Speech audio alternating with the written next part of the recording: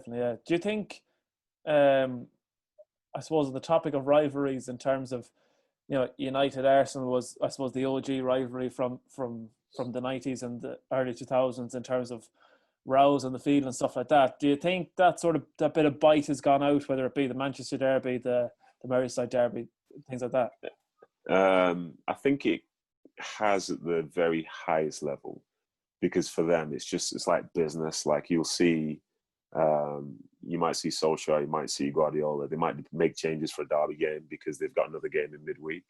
Whereas from back when, like, obviously teams would be going for titles and all that stuff, but the main focus was always going to be on those games. But for them now, every game is an important game, but they also want to manage the player loads and this, that, and the other. But then you get towards like Newcastle, Sunderland, you get towards the, say, Birmingham derbies and stuff like that.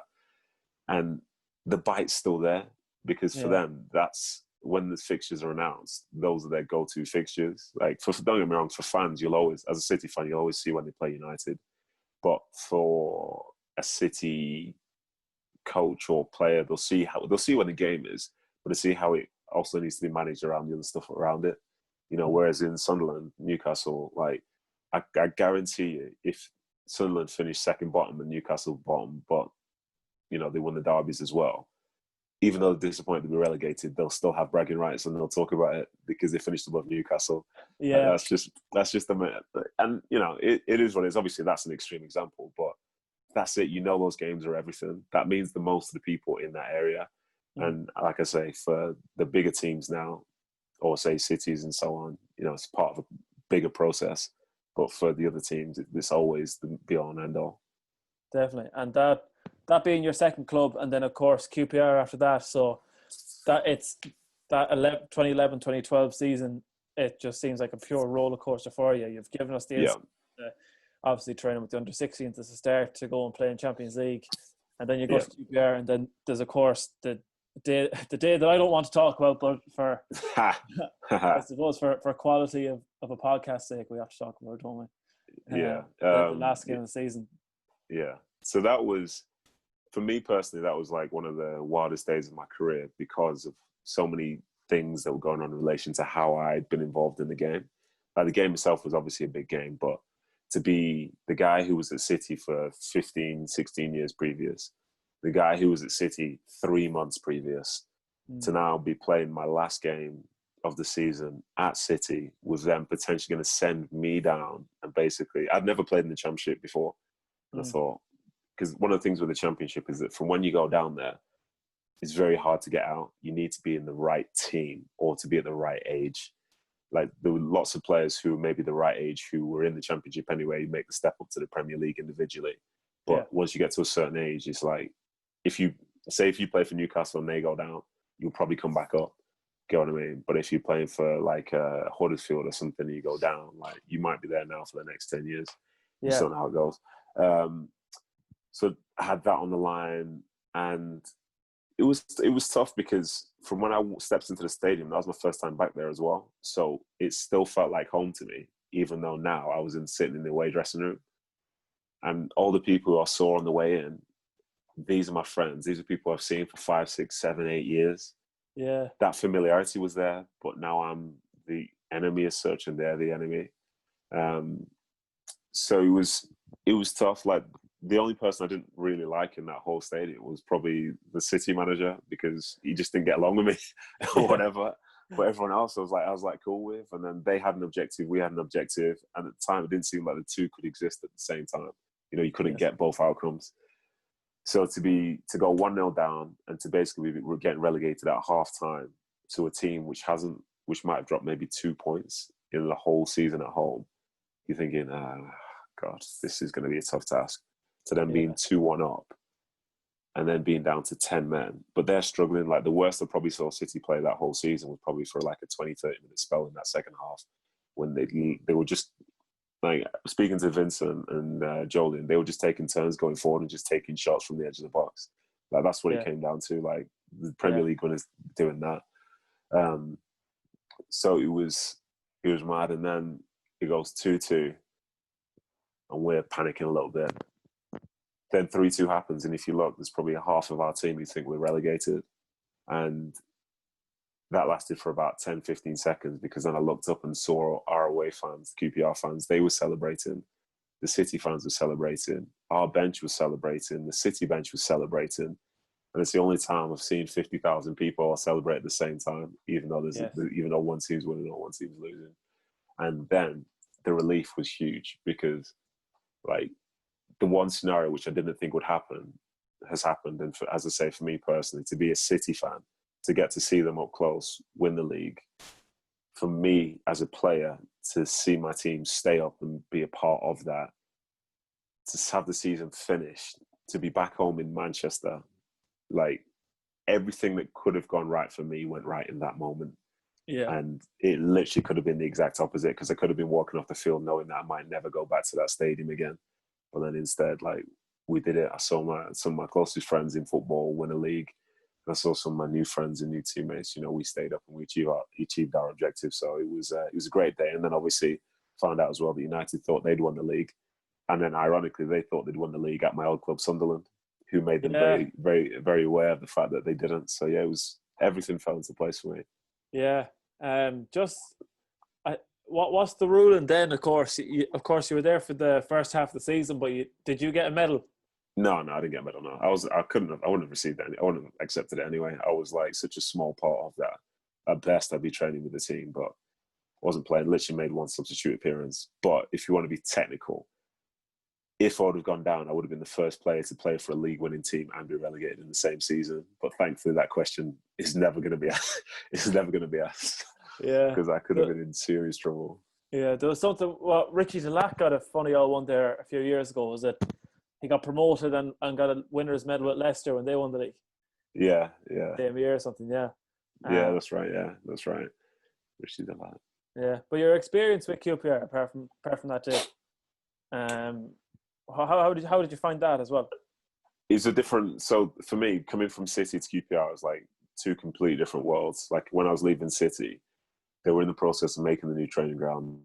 They had these new set of standards, new type of player, new type of mentality, all this stuff. And then I went to QPR and we were still at the training ground, which Chelsea were using in the 90s.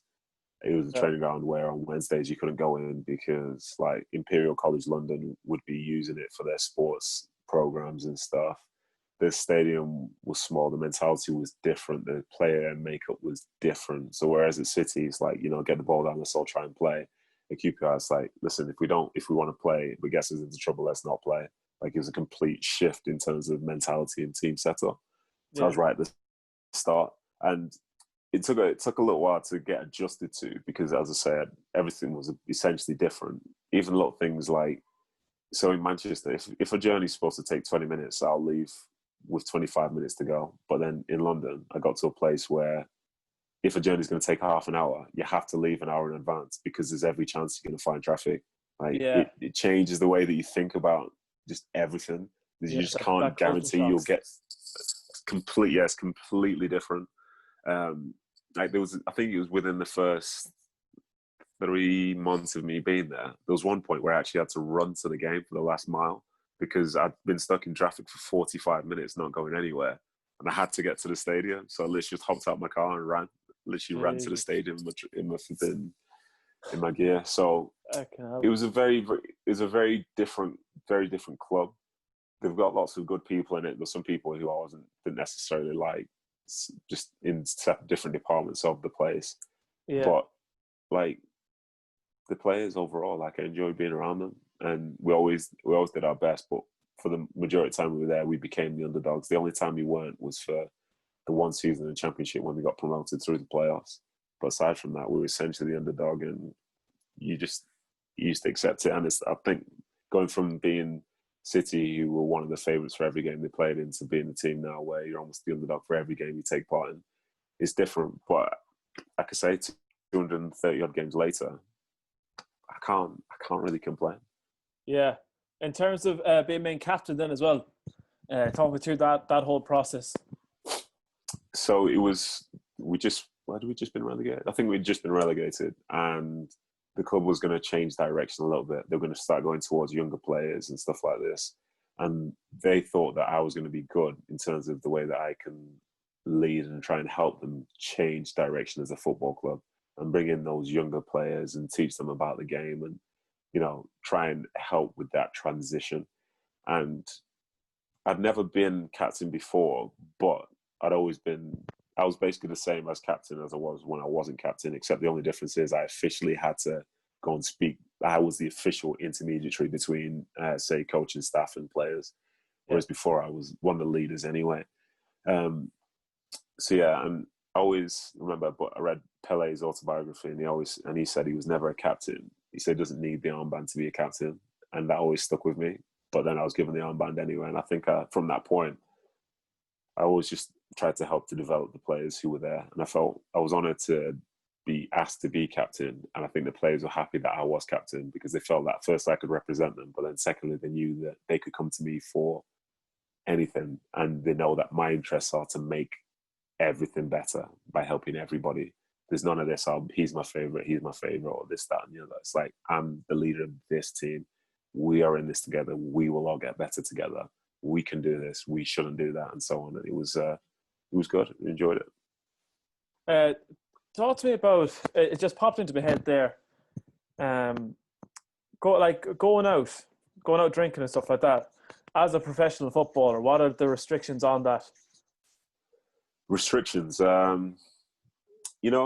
it's a tricky one. That I think it depends where you are in the country. So one thing I found was from when you were in London, you essentially aren't as big a deal as you are, say, when you're in Manchester or you're in Sunderland, because you think if you're in Manchester, you can't step on the street without people knowing who you are. You go to London and no one cares who you are because you've got film stars, you've got billionaires, you've got this, that, and the other. Like, you just form a part of the space.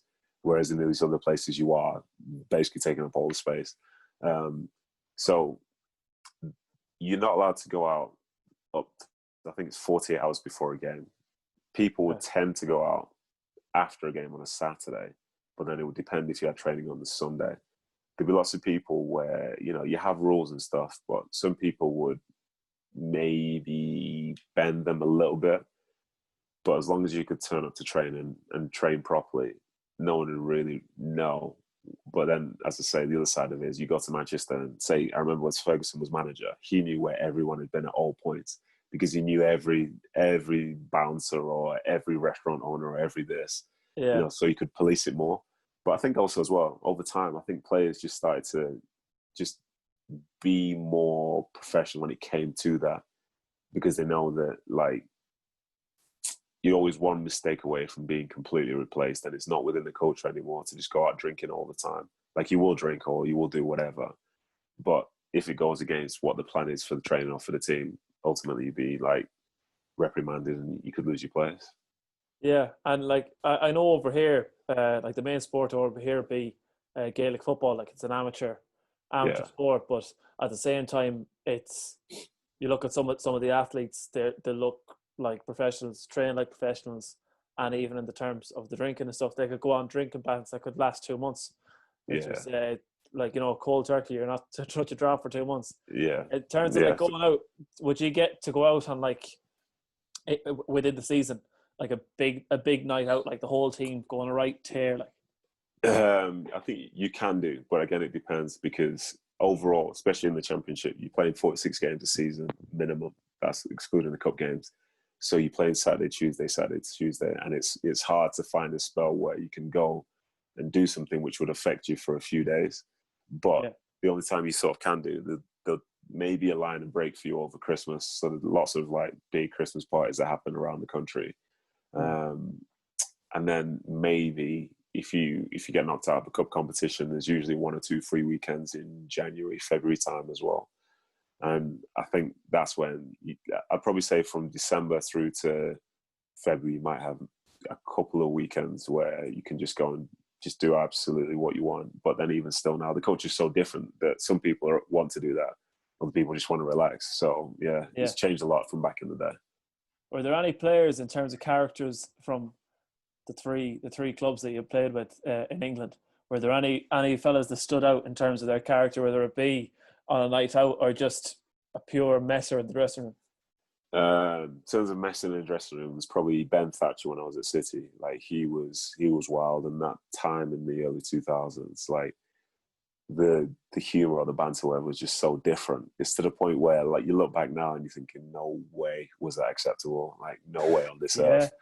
Some horror shows from like people. I can't even, I can't even say it. I literally can't say some of the stuff that's going on. But I'm just glad that like the times have changed, because from back then the youngster in the dressing room was always the minority, whereas now dressing rooms are so young that that's the feel. Whatever the younger mindset is how the dressing room bounces around. But from back then, the average age might have been 28, 29, 30. And those are people who were born in the 70s, who were getting raised in football in the 90s or whatever. So as I say, when they were young in the 90s, the people who they were playing with were from like the 60s. And we all know the world was a far different place. You know what I mean? So, so things were different. You could argue there's lots of bullying, lots of just like, did they really do that? There's quite a lot of that. So yeah, Ben Thatcher was one of those people. He kept you on your toes, just in terms of the softer stuff. If you didn't like a pair of your shoes or your clothes, don't expect to see them in full shape by the time the training session's finished, because they'll be cut up into pieces, might be set on fire, stuff like that. Just anything you're bringing in, stuff might happen to your car. Just I would say more, but we're recording, so I can't say too much. But there's a lot of stuff which I've seen, which I hope to never see again. That sort of mental images that'll just stay with you. Yes, exactly. Yeah. I suppose, as I was saying, bouncing from topic to topic, the championship season, was it one season you had with QPR on the championship? It's a few, I think I probably ended up having 4 seasons there, but the one 4 seasons in the championship with QPR it was until I think we had like 2.5 in the Premier League and then 4 in the championship while I was there. Okay, in terms of you're making that shift from 38 game season in the Premier League, cup games 46, 46, and of course there's extra rounds as well in the FA Cup and in the League Cup as well. How do you make that transition? Is it up in the training and stuff like that in pre-season? No, not quite. I think from if you're dropping down from Premier League to Championship, you have to make the psychological adjustment. But if you're just in the Championship and you know there's another season coming of it, then you sort of get used to it more. But that first adjustment is like you just make sure that the team you have in pre-season is mentally ready to know that you're just going to be constantly playing games. And the games that you play, they're not similar to, say, games you might play in the Premiership, which are competitive. Like, you could literally go to a game in the Championship and the style of play could be the same as the previous 10 games you've just played against. Like, it's going to be tough. You will see big tackles. You will see, like, say if you go and play Arsenal in the Premier League, the emphasis is going to be on trying to play nice football. But if you go to play Preston in the Championship, like, nice football could be a thing, but you have to earn the right to do so first. That's the big thing in every game you play in the Championship. Whatever you're going to get from the game, you have to earn it. And at the start, the first 10, 15, 20 minutes, they're the biggest battles you can possibly have in football. Okay. So in pre-season, you make sure you have people who are aware of that. And no matter how much skill or whatever they have, if they're not going to be there to fight, then you get exposed in that league. Like, you get exposed straight away, because it's not always the best footballing teams that will go and win.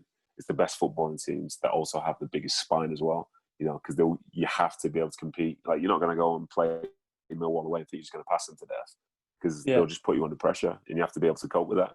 So yeah, the biggest adjustment is like understanding what the game's going to be like. And then from there, during the season, you probably just train less, because you finish a game on a Saturday, you'll do a cool down on Sunday, do a little bit of light training Monday, then you're playing again on Tuesday.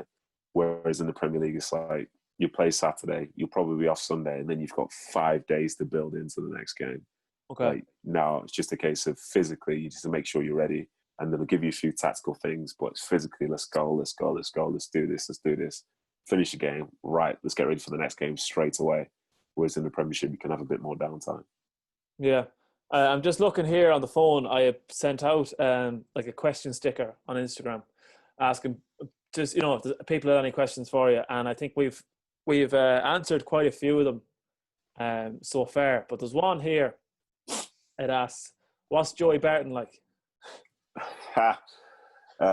What's he like in terms of what? Be specific, and I'll try and give you the best answer possible. I suppose he has this, like he's a character. You know, he's one of the likes of himself. You look back, growing up watching the Premier League, there's the likes of himself and Jimmy Bullard, and these fellas, they're just pure characters. I suppose to have around the dressing room and that, and I suppose Joey Barton behind the camera, if you get what I mean. Yeah. So I'll split it two ways. So when I was first coming through at City, he just made his breakthrough and he was playing well. And they always used to champion his story in the academy because he wasn't fancied at the start. Then he worked hard and he earned the right to go there. So he's got that within him.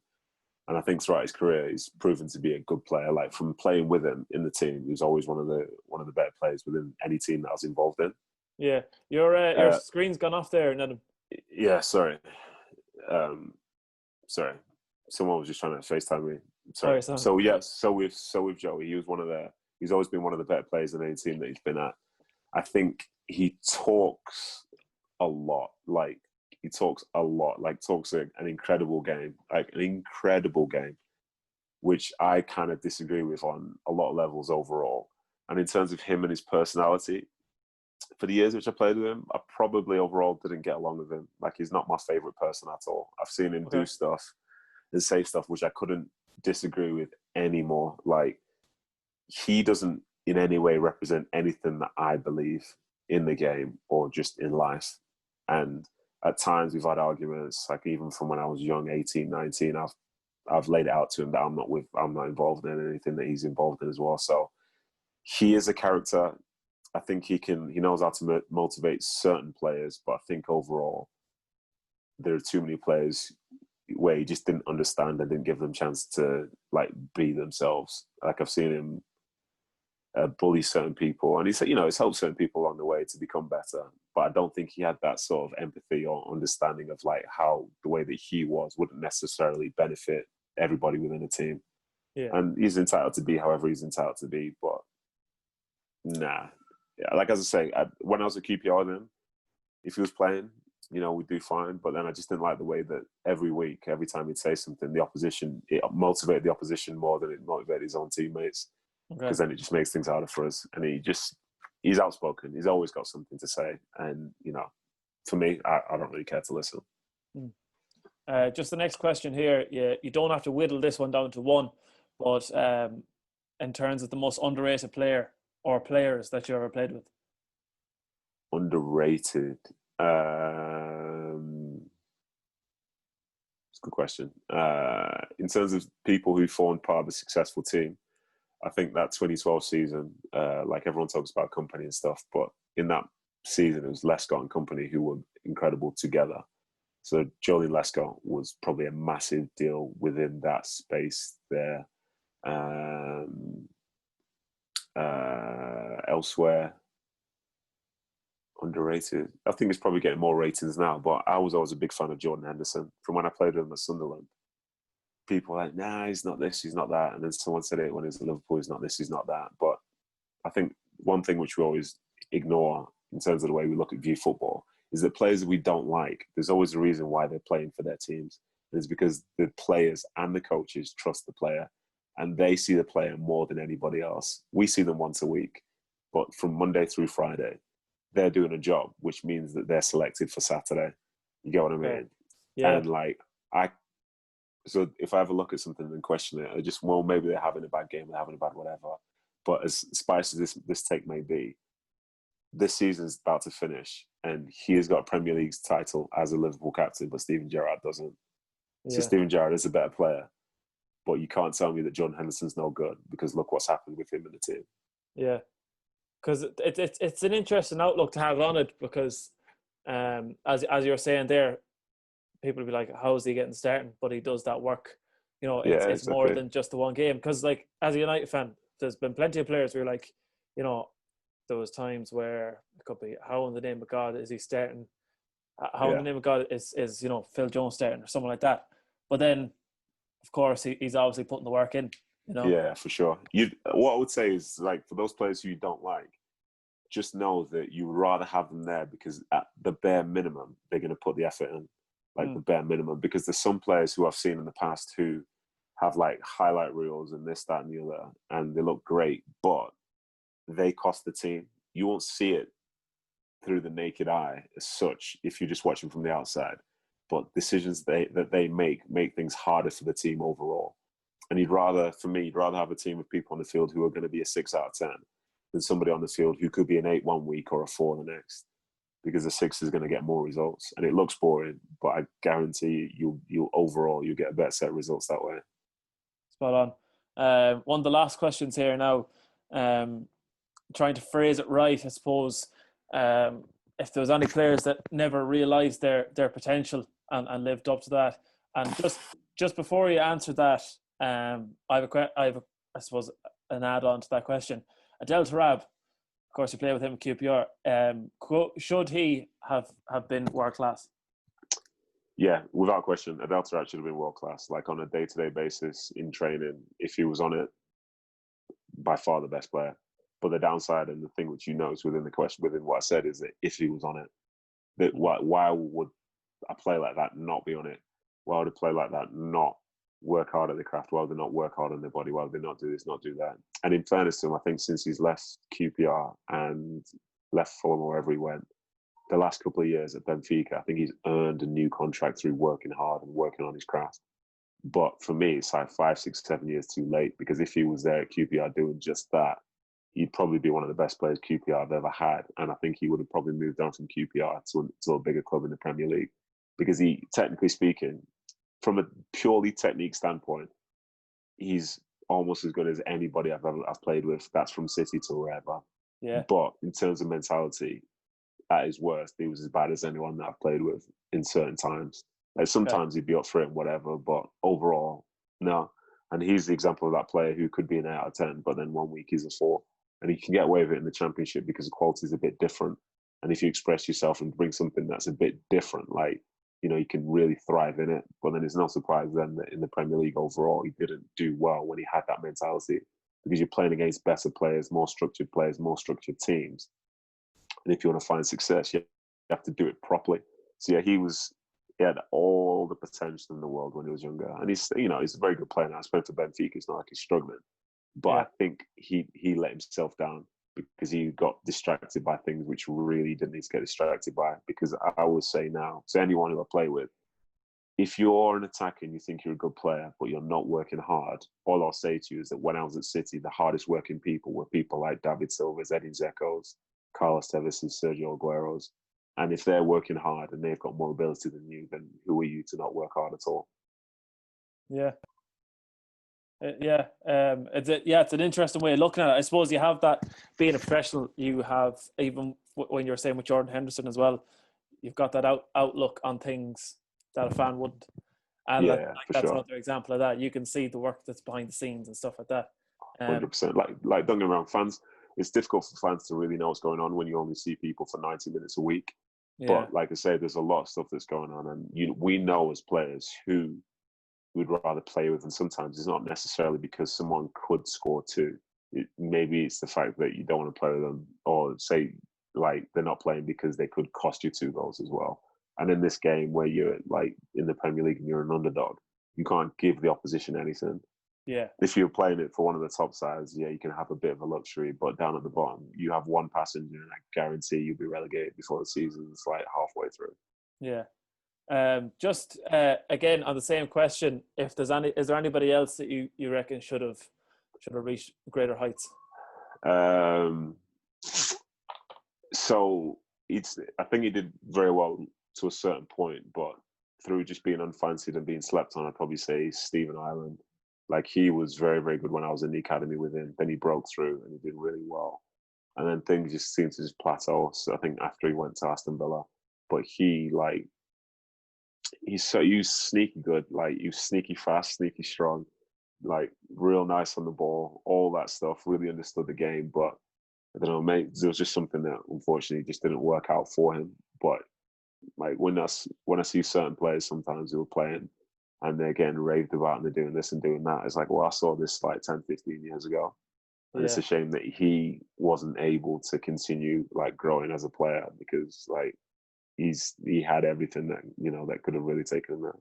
Definitely, yeah, and sure, as an Irishman as well, he's a fella that should have been like that man should have 100, yeah, 150 exactly, cash for Ireland, exactly, yeah, totally agree. Definitely had the quality. The team could have been built around him, and Yeah. things might have been different. The likes of there was an era there where Robbie Keane and Damien Duff were coming to the more experienced part of their career. Richard Dunn, Shea Given, and Stephen Ireland would have only added to that. Yeah, 100%, totally agree. Yeah, I suppose we'll wrap it up now in a few minutes, Nedum. But the last question I'm going to have for you is your I suppose you're saying you're 30. What age you know again? 33. 33. Yeah. What's next? Are you still America? In America, are you going to? Yeah, I think in the next couple of years I'll probably retire, and I'm not going to go into management. I'm consciously not trying to get any coaching badges or anything like that, because that's not really an avenue which I want to go down. I think it's obviously a lot easier to not go down it when you're not qualified to do so. Because I enjoy it. Like, I love the game, but when I'm retired, I'm also looking forward to just playing five-a-side with my friends and stuff like that. Yeah. Just in my own structure, just enjoying it differently, because it's brilliant to be able to play, and especially to be able to play for a living. But as time passes, it's different. It's business, and don't get me wrong, it's still fun. But now, when you're the 33-year-old in a dressing room full of people who are like 24 and below, like the energy's different. I've been them, but then I was them when the dressing room was a lot older. But now I'm the older person in that space, and it's good. The humor's there, all that stuff. You can joke around, but at some point I'll be talking about I need to get home to see my 3 kids, whereas they're all getting on the phone to play Fortnite. It's a different, different type of energy. So I'm not really gonna. I'll miss walking out through a tunnel onto a field with like 30,000-40,000 fans there. Like, that is brilliant.